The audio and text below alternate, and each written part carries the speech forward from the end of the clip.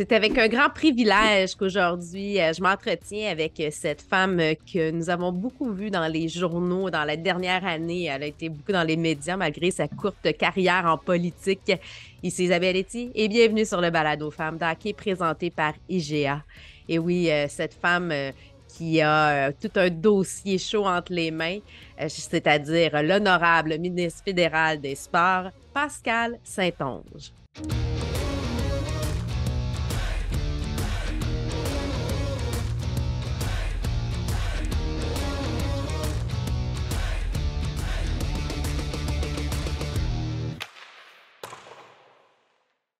Eh bien, la ministre des Sports et ministre responsable de l'Agence de développement économique du Canada pour le Québec, Pascale Saint-Onge, bienvenue sur le Balado Femmes d'Hockey. Bonjour Isabelle, ça va bien? Ça va très bien, merci. Contente que vous preniez le temps de venir vous arrêter, vous raconter un peu plus sur le balado. Bien, ça me fait plaisir. Merci beaucoup de m'accueillir. Puis, est-ce que c'est correct pour toi si on se tutoie? Avec plaisir. Moi, j'aime bien ça parce que, bon, on discute entre humains, là. On est deux filles qui... Ce que j'ai envie, c'est qu'on apprenne à mieux te connaître, voir c'est quoi ton parcours. D'ailleurs, rapidement, native de Saint-Eustache, tu as fait un bac en littérature et en arts à l'UQAM, certificat en journalisme à l'Université de Montréal. Tu as même été secrétaire générale et présidente de la Fédération nationale des communications et de la culture. Athlète à tes heures, plus jeune, aussi bassiste. Tu as déjà fait partie d'un groupe de musique. J'ai vu ça, c'est très intéressant à entendre. Mais là, on parle hockey. J'ai envie de découvrir comment le hockey est rentré dans ta vie, à part la dernière année, bien entendu. Là. Bien, tu sais, je pense que comme bien des gens au Québec puis au Canada en général, le hockey a toujours fait partie de ma vie. Je me rappelle quand j'étais petite, c'était un moment familial de regarder le hockey, puis particulièrement le Canadien de Montréal, là, évidemment. Donc, c'était une des rares fois où mon frère et moi, on pouvait rester debout plus longtemps quand il y avait des matchs importants du Canadien la fin de semaine. Donc, tu sais, c'est un événement rassembleur. Puis encore aujourd'hui, régulièrement, on fait des petits parties entre amis pour regarder des matchs du Canadien, surtout dans les séries, là, je l'avoue. Puis j'ai un peu moins de temps maintenant, donc c'est vraiment les matchs les plus importants, mais le hockey a toujours fait partie de ma vie comme spectatrice, mais je patine très mal. Mais si tu étais une joueuse, là, tu jouerais quoi? À défense, attaque, gardienne? Je suis pas mal sûre que ce serait à l'attaque. Pas surprise. Ouais. Non. Puis, quel genre de joueur ou joueuse tu serais, là? Tu sais, une personnalité hockey, là, tu dirais, moi, j'aimerais ça ressembler à...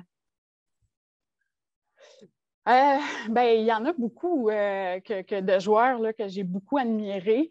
Je dirais qu'une des caractéristiques des joueurs à l'attaque qui m'impressionne beaucoup, c'est ceux qui ont la capacité d'exploser puis qui ont beaucoup de vitesse. Évidemment, les tirs foudroyants, c'est toujours très impressionnant. Un Caulfield. Puis c'est drôle parce que je dis... Un Caulfield ou Marie-Philippe Poulin, ça a des tirs foudroyants. Oui. Oui, bien, c'est ça, exactement. Puis j'allais dire, si je jouais au hockey, probablement que j'aimerais ça être une joueuse à l'attaque. Mais c'est drôle parce que l'image que j'avais quand je parlais de rapidité, de capacité d'explosion puis de tir foudroyant, j'avais Piqué Souban. C'est vrai. Ben oui.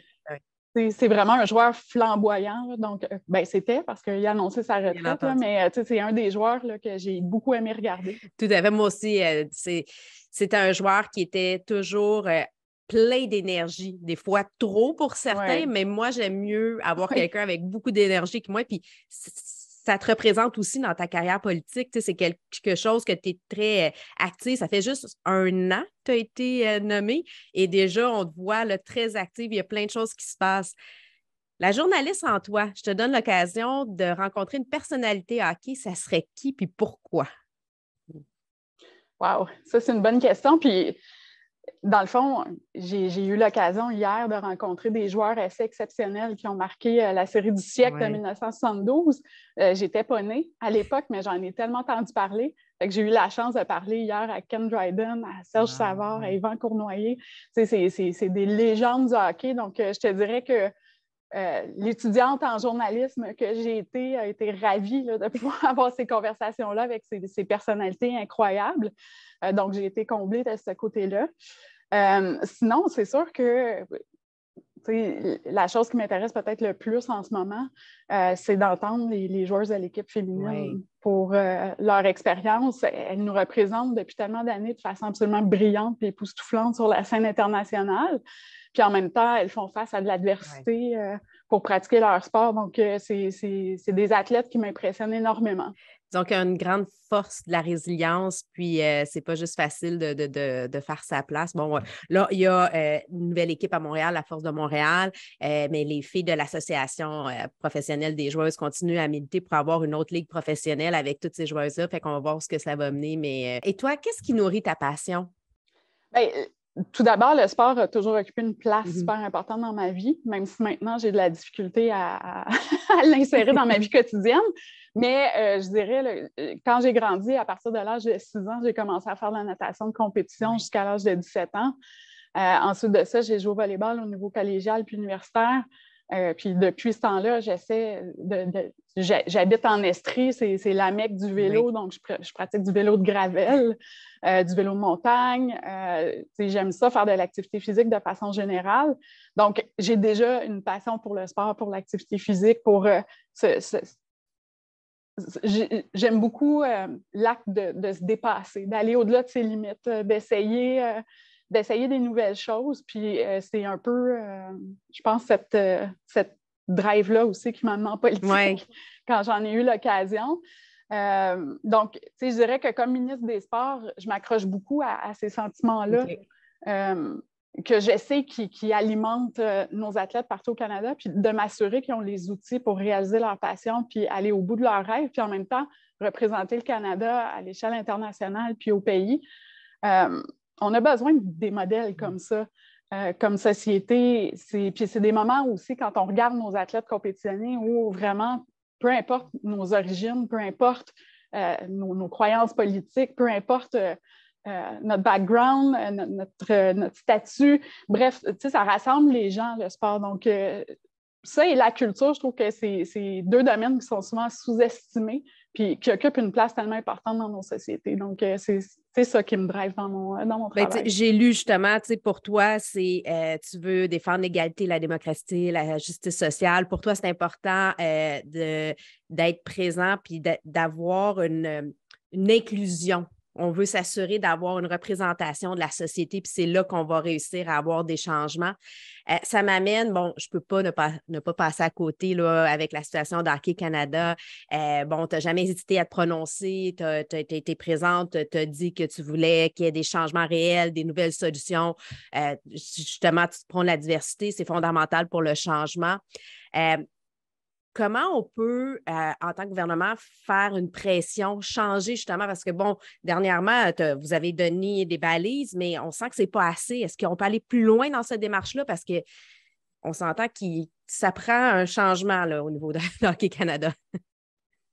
Oui, bien, effectivement. Puis, pour moi, la première étape, la chose la plus importante, c'était d'abord de prendre position de façon claire, comme quoi ça devait changer, puis que les allégations qu'on a entendu parler, que ce soit celles de 2003 ou de 2018, ben, c'est inacceptable. Peu importe que tu sois un joueur de hockey exceptionnel ou n'importe qui d'autre, je veux dire, les violences sexuelles, il faut que ça cesse dans la société en général. Puis des fois, le monde du sport est un petit peu dans une bulle parce que les gens sont très ensemble, les jeunes joueurs souvent quittent leur famille assez tôt là, pour se consacrer à leur sport. Donc, l'entourage immédiat prend une place tellement importante.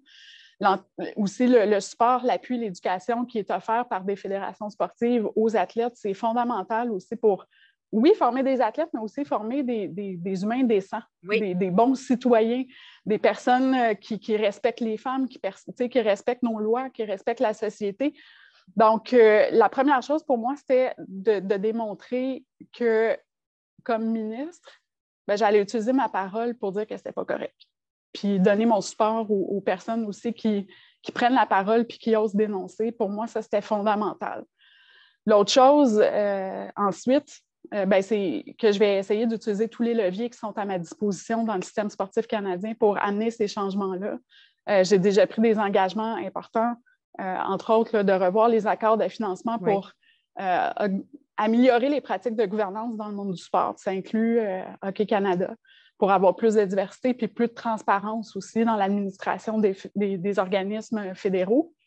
Puis ensuite de ça, c'est de donner aussi des outils à Sport Canada, donc le ministère, le département là, qui s'occupe d'attribuer ces sommes-là. Donc, de leur donner à eux plus d'outils pour qu'on s'assure que les exigences qu'on donne aux fédérations sportives sont bel et bien rencontrées. Alors, du gros travail, mais j'espère venir à bout de cette réforme-là d'ici avril 2023. Okay. Puis évidemment, pour Hockey Canada, bien, il va falloir qu'ils rencontrent les conditions qu'on leur a données, entre autres de signer avec le bureau de la commissaire à l'intégrité dans le sport, qui est super important pour qu'il y ait des enquêtes sur la culture du sport quand on voit là, qu'il y a quelque chose de culturel qui est problématique dans une discipline sportive. Donc, c'est le cas du hockey. Fait que j'ai bien hâte qu'il signe. Puis c'est important, puis ça passe par la formation. Puis bon, je l'ai déjà dit, puis je le répète, bon, je suis impliquée avec la Ligue de hockey M18-3A du Québec, puis déjà depuis 6 ans, tous les joueurs, les 300 meilleurs joueurs au Québec sont rencontrés par un parrain policier, Pierre Renaud, pour ne pas le nommer. Puis bien, chaque équipe a un parrain policier, puis il y a justement de la formation. Bon, c'est de la sensibilisation, on s'entend que, mais si ça commence même au niveau plus jeune, ça serait bon d'avoir un programme pour aider à former. Je sais que c'est le rôle des parents, mais on a peut-être besoin d'un coup de main pour aller un peu plus loin. Bon, il y a le junior majeur aussi qui a mis en place une politique. Je pense que si on commence en très bas âge de mettre des balises, puis on monte, bien, on s'assure de comprendre, puis on peut changer un peu la culture du sport qui est malheureusement entachée présentement. Bien, absolument. Puis, toute la question des violences sexuelles, c'est un problème de société, c'est un problème collectif, puis il faut qu'à tous les niveaux, on s'implique. Donc, l'initiative que vous prenez, c'est vraiment excellent. Puis, tu sais, je vais faire référence peut-être de façon plus directe, là, mais en fait, pour moi, la grande problématique de ce qu'on vit présentement avec Hockey Canada, c'est que s'il y a eu des événements comme ça qui se sont produits, puis que les joueurs n'ont jamais été confrontés à prendre responsabilité pour leurs actions, bien, ça fait en sorte aussi qu'on ne peut pas les réhabiliter après. Hein? Ils échappent au système. Donc, on ne peut pas les éduquer, on ne peut pas, parce qu'ils demeurent protégés. Puis c'est ça le gros problème qui est laissé à la société quand il n'y a pas d'imputabilité. Puis c'est ça que je dénonce dans ce qui s'est passé. C'est la gestion des événements qui fait en sorte qu'il n'y a pas d'imputabilité. Puis, tu sais, on voit, comme avec les initiatives que vous prenez, on voit avec le Canadien de Montréal, par exemple, qui a repêché Logan Mailloux, puis, tu sais, je pense que la majorité des personnes n'étaient pas d'accord avec ça, mais je sais qu'il y a un programme qui est mis en place maintenant pour l'encadrer, pour, tu sais, puis qu'il y a une prise de conscience des répercussions de ces actions. Donc, puis c'est ça. Donc, s'il n'y a pas d'imputabilité, on ne peut pas non plus réhabiliter les gens, puis on ne peut pas les éduquer, puis on ne peut pas leur faire prendre leur part de responsabilité dans tout ça. Donc, je suis d'accord. Bravo pour l'initiative. Puis il faut qu'à tous les niveaux, que ça se passe. Et oui, les parents, évidemment, mais il y a plein de choses qui se passent à l'extérieur du domicile. Donc, l'entourage aussi dans les équipes sportives, c'est super important. Il y a un devoir dans la société. Chaque individu fait une différence, puis on peut aller de l'avant. Là, je t'amène complètement ailleurs dans mon segment tir de barrage présenté par M2 Assurance. C'est des ceci ou cela. Donc, une question très, très sérieuse. Hot dog stimé ou toasté? Sérieux. Toasté. Ouais. T'es-tu plus yoga ou pilates? Jogging. C'est la première fois qu'on me fait celle-là. Si je te disais voyage touristique ou voyage de repos? En ce moment, repos. De façon générale, touristique. Si je disais changer le passé ou voir le futur? Voir le futur. Voir le futur pour pouvoir se préparer. Et si je te demandais Coupe Stanley ou médaille olympique? Oh! Médaille olympique. Médaille olympique, oui. En même temps, en tant que ministre des Sports fédéral, je pense que c'est normal de dire ça. Condo ou maison? Maison. Maison. Bien, surtout, bon, quand on est dans la belle région des cantons de l'Est, c'est plus agréable d'être en maison, de pouvoir profiter du terrain. Et bateau ou moto? Vélo. Vélo, encore là. Ni un ni l'autre. Ouais. On en a parlé un peu tantôt à Femmes de hockey, place aux femmes.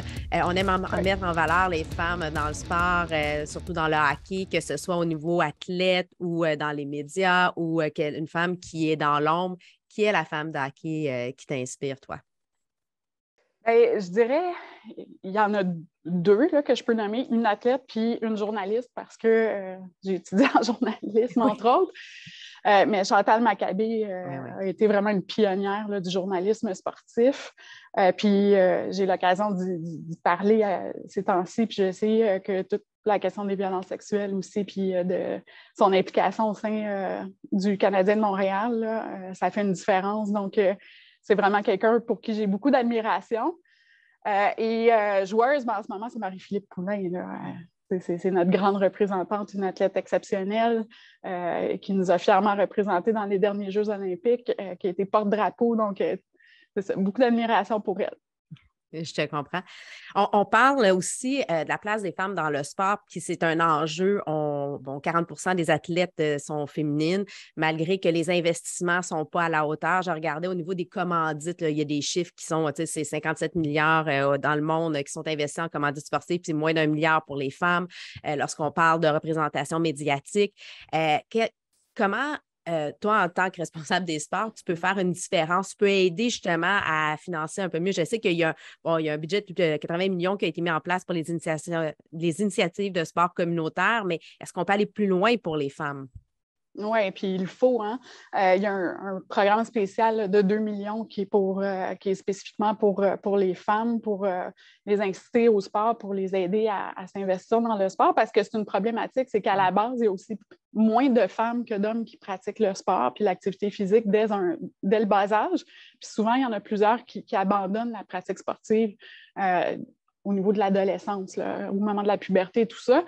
Donc, dès le début, il faut rendre le sport plus accessible pour les filles et les femmes de façon générale. Puis ça prend beaucoup d'implication de la communauté et tout ça.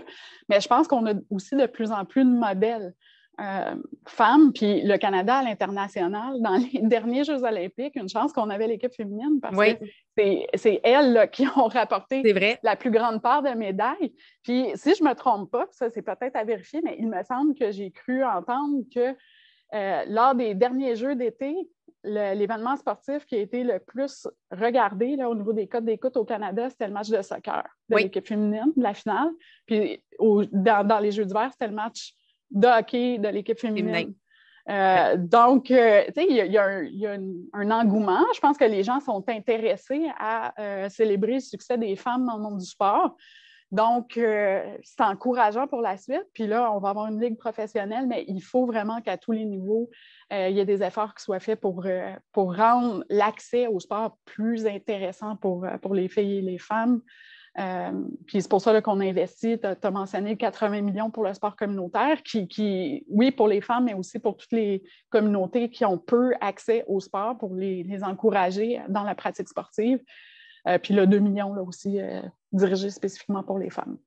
Mais c'est important d'investir de l'argent. Puis bon, on parle que les filles décrochent à l'âge justement à l'adolescence, mais souvent c'est parce qu'ils n'ont pas les structures dignes de ce nom pour continuer. On regarde, bon, je regarde la position du hockey pour les filles. Il y a beaucoup de jeunes filles qui jouent au hockey dans des équipes de garçons. Donc, quand tu arrives à l'âge de la puberté, bon là, ils n'ont pas leur chambre, c'est difficile. Donc, je pense que ça passe par des structures. Puis il y a peut-être un rôle que le gouvernement peut aider dans ça. Bon, c'est sûr qu'il y a les provinces, il y a les fédérations, il y a les bénévoles, il y a plein de choses à faire, mais il y a peut-être un endroit où on peut investir. Puis, tu sais, j'ai aussi une question. On parle de para-hockey. Tu sais, est-ce qu'il y a quelque chose qu'on peut faire pour aider? Tu sais, c'est comme... Ça n'a pas de sens que l'équipe nationale masculine sont financées par Hockey Canada, mais l'équipe de para-hockey féminine n'est pas financée. Les filles doivent payer eux-mêmes leur voyage. Pour moi, c'est une grande discrimination. Ça n'a pas lieu d'être en 2022. Comment on peut changer ça, tu sais? Absolument. Puis, tu sais, il y a l'équipe de para, mais on se rappelle aussi aux Jeux olympiques, les médaillés pour les athlètes qui n'ont pas d'handicap, bien, eux, ils reçoivent des bourses. quand ils nous Oui. rapportent des médailles, puis pas les para-athlètes. Fait qu'il y a beaucoup d'inéquité. Oui, c'est ça. Il y a beaucoup d'inéquité dans le système. Puis une part de ça, parce que souvent, c'est ça, c'est des initiatives qui ne sont pas financées par le gouvernement canadien. C'est la Fondation du Comité olympique. Donc, puis il y a la Fondation du Comité paralympique, mais il faut que les commanditaires puis que les entreprises qui soutiennent le sport investissent pas juste dans le sport traditionnel, mais qui investissent aussi dans le sport féminin, qui investissent aussi dans le sport paralympique. Donc, il y a beaucoup de travail encore à faire, à sensibiliser autant les commanditaires que la population en général, d'encourager les athlètes de la diversité aussi, là, parce qu'ils nous représentent, puis ils nous représentent fièrement, puis ils s'entraînent aussi fort que les autres athlètes. Ils font autant de sacrifices et leurs victoires sont aussi belles et importantes et leurs défis et leur capacité à compétitionner et à nous représenter sont aussi importantes pour le pays. Donc, il faut continuer de travailler là-dessus puis en parler. Donc, c'est vraiment une belle opportunité justement de le faire, là. Je fais une petite aparté. J'ai vu que, bon, dans le fond, justement, d'initiatives de sport communautaire, vous avez remis une bourse pour le hockey sur gazon Canada pour le rendre accessible. Puis c'est rare qu'on parle de hockey sur gazon au Canada. C'est un sport, dans le vieux continent, oui, ça se joue, c'est aux Olympiques, mais j'avoue que c'est peut-être une façon aussi d'initier au sport pour le hockey, là, de le jouer. Bon, on parle souvent de hockey-ball, mais le hockey gazon, c'est un sport que je connais moins et je vais m'y attarder grâce à ça. Bien, puis c'est vraiment, j'ai rencontré une équipe féminine justement qui s'entraînait, puis j'ai tenu le bâton. Puis la palette est tout petite, hein? Oui, non, c'est comme une balle. crosse. Puis, ben, c'est ça, puis tu n'as pas le droit. Il faut en fait que tu frappes la balle toujours d'un seul côté de la palette. Tu ne peux pas dribbler de cette façon-là. Aussi, si tu touches la balle avec ton pied, la balle s'en va automatiquement à l'équipe adverse. Tu perds le contrôle de la balle. Donc, c'est un sport qui est super difficile à pratiquer. Ça prend des athlètes hyper agiles là, pour être capable de pratiquer ce sport-là. Fait que c'est sous-estimé. Puis, c'était super beau là, dans la communauté. C'est en Ontario, je ne me rappelle pas là, du nom de la ville, là, mais puis c'est beaucoup de femmes qui pratiquent ce sport-là, puis ils restent dans le sport après. Fait que tu as des athlètes qui ont fait partie de l'équipe de la ville, qui plus tard sont des coachs, des officiels et tout ça. Fait que c'est vraiment une tradition là-bas, puis c'est un sport qui mérite d'être découvert. Mais à suivre. Maintenant, je t'amène dans mon segment La passe sur la palette parce que le hockey, c'est un jeu de passe. Donc, quelle a été la personne, le moment ou l'organisme qui a fait une différence dans ta carrière? Oh, bien, je dirais que pour les personnes, mon frère, c'est probablement une des personnes de qui je suis la plus proche. On a juste 2 ans et demi de différence d'âge, puis on s'est toujours beaucoup soutenu puis aidé, puis c'est un gars super intelligent, sensible, avec qui je peux échanger puis enrichir mes réflexions. Donc, c'est vraiment un pilier dans ma vie. Puis j'ai la chance aussi d'être entourée d'une communauté d'amis là, que j'ai depuis 20-25 ans.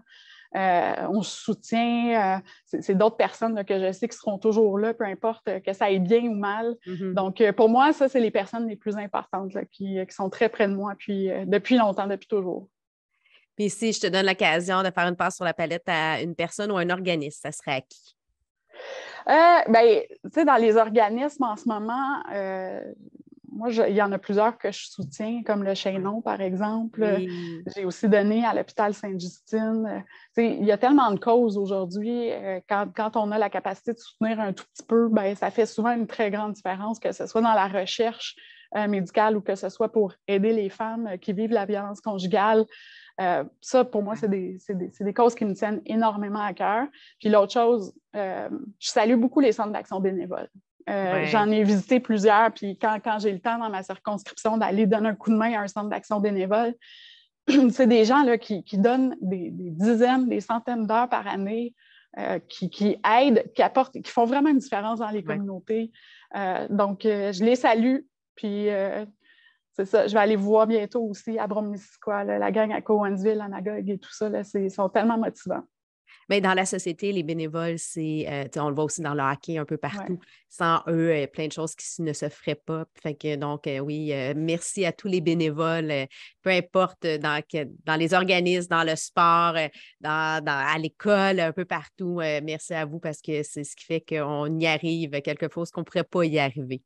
Absolument.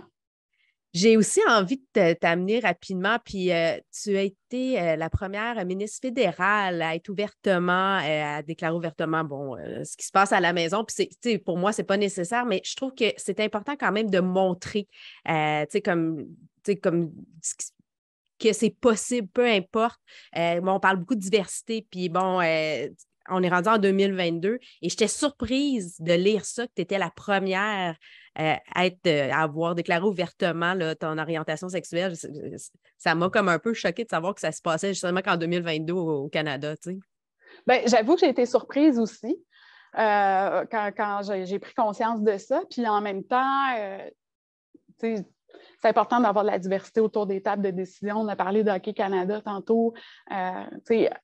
Quand il manque de diversité autour des tables, il y a des pans de la société qui sont oubliés, puis il y a des décisions importantes qui ne se prennent pas. Puis, bref, c'est important d'avoir des gens qui arrivent de divers horizons là, autour de la table de discussion. Donc, c'est vraiment un privilège. Puis, j'en ai pris encore plus conscience, je te dirais, au décès de la reine. Ah oui? Oui, parce que, c'est une tradition là, pour l'ascension du nouveau monarque. Il y a une rencontre du conseil privé, puis on avalise ça. Et il y avait une photo lors de cette réunion-là, une photo de la dernière fois où il y a eu l'ascension du monarque du Canada, puis c'était la reine Élisabeth II, il y a 70 ans. Puis sur la photo, c'était tous des hommes blancs qui étaient assis à la table de décision, puis assez vieux, tu sais. Et là, je regardais mes collègues autour de la table de décision. On a des Sikhs, on a des personnes noires, on a des personnes racisées, on a des personnes homosexuels, on a des personnes de plein de différents backgrounds. Puis j'étais tellement fière. Je me suis dit, waouh, ça, c'est le Canada de 2022. Puis, tu sais, je suis fière de notre gouvernement, là, qu'on représente à peu près tout le monde dans la société. Puis je trouve que ça fait en sorte qu'on est capable de prendre les meilleures décisions puis de laisser personne derrière. Mais je trouve ça beau, tu as raison. C'est un meilleur reflet de la société d'avoir une diversité. Puis je pense que des bonnes décisions, des meilleures décisions qui peuvent se prendre lorsqu'il y a différents types de personnes autour de la table qui peuvent amener leur grain de sel. Dernier segment, écoute vestiaire. Ce qui se passe dans le vestiaire n'a pas besoin de rester dans le vestiaire. Donc, as-tu une anecdote inédite, une histoire que tu veux nous raconter, racontable, bien entendu, qui peut être humoristique ou émotive aujourd'hui? Bien, je vais faire une confession. OK. Moi, je suis quelqu'un qui tu sais, je suis une passionnée, une émotive, là, mais il n'y a rien qui me fait pleurer comme des accomplissements sportifs. OK. Puis c'est même gênant des fois, tu sais. Mettons, au début d'une game de hockey, puis que je regarde à la télévision du Canadien, puis il y a l'hymne national, puis juste ça, c'est capable de me faire pleurer des fois, ou un beau but, quelque chose comme ça vient vraiment me chercher. Donc, puis mes amis rient de moi un peu des fois, là, avec ma grande émotivité quand je vois ça, des beaux accomplissements comme ça. Fait que, ouais, je me confesse aujourd'hui. Ben, je fais partie de ces gens-là. Fait qu'inquiète-toi pas. Fait qu'on est dans la même gang. Mais tu sais, émotion veut dire sensibilité. Ça veut dire d'avoir justement à cœur. Puis il y a un côté très altruiste dans ça. Parce que tu as la capacité d'avoir la compassion. Tu es capable de reconnaître qu'est-ce qui se passe pour l'autre. Fait que c'est des belles qualités, en fait. Moi, j'aime ça. C'est pas juste des victoires. C'est pas juste des victoires qui me font pleurer. Tu sais, des fois, c'est des petits gestes comme aux Olympiques quand... je pense que c'est une course sur la piste intérieure, puis il y avait une chute, puis il y en a un autre qui aide l'autre à se relever. Aux Olympiques, quand c'est la course de ta vie, moi, ça, c'est des gestes qui me touchent beaucoup, puis ça me fait pleurer. Mais quand il y a de l'altruisme, quand il y a de l'humanité, on dirait que là, ça vient, là, c'est encore plus beau. C'était quoi en saut en hauteur que les deux gars, là, ils ont décidé, là, ils se sont donné la main, puis ont décidé de garder les deux la médaille d'or plutôt que d'essayer d'aller raver. Pour moi, ça, c'est comme, ça me redonne espoir en l'humanité, on dirait. Absolument. Il y a des gestes comme ça dans le sport qui nous rappellent que l'humanité, puis la camaraderie, c'est bien plus important que juste de gagner des fois. Puis c'est beau. C'est beau à voir. C'est des belles leçons. Eh bien, Pascal, merci d'avoir pris le temps de te raconter un peu plus. Moi, je suis contente d'avoir appris à te connaître un peu plus, d'aller voir plus. Bon, ça fait 1 an que tu es en mandat, il y a encore 3 autres années devant toi. On va suivre ce qui va se passer, bien entendu, dans le dossier d'Hockey Canada, mais aussi dans le dossier des sports, parce que je sais que pour toi, c'est important de changer la culture à tous les niveaux pour s'assurer que ça soit plus inclusif. Donc, merci. Bien, merci à toi. Puis, tu sais, je veux surtout que les athlètes puissent s'épanouir parce que moi, je l'ai vécu comme athlète. Quand on a des belles expériences sportives, ça nous forme comme humains. Ça nous permet d'avoir confiance en soi, de développer une belle discipline, puis de savoir qu'on est capable de se surpasser, même quand c'est difficile, des fois, de tenir la seconde de plus. C'est ça qui fait la différence. Et ça me désole de voir qu'il y a autant d'athlètes qui ont eu des expériences négatives, puis j'en entends beaucoup ces temps-ci. Donc, les athlètes, vous êtes dans mes pensées tous les jours quand on prend des décisions, puis n'hésitez pas, ma porte est toujours ouverte. C'est super important pour moi que les athlètes soient au centre de tout ce qu'on fait dans le système sportif. Ah ben, merci beaucoup. Merci à vous.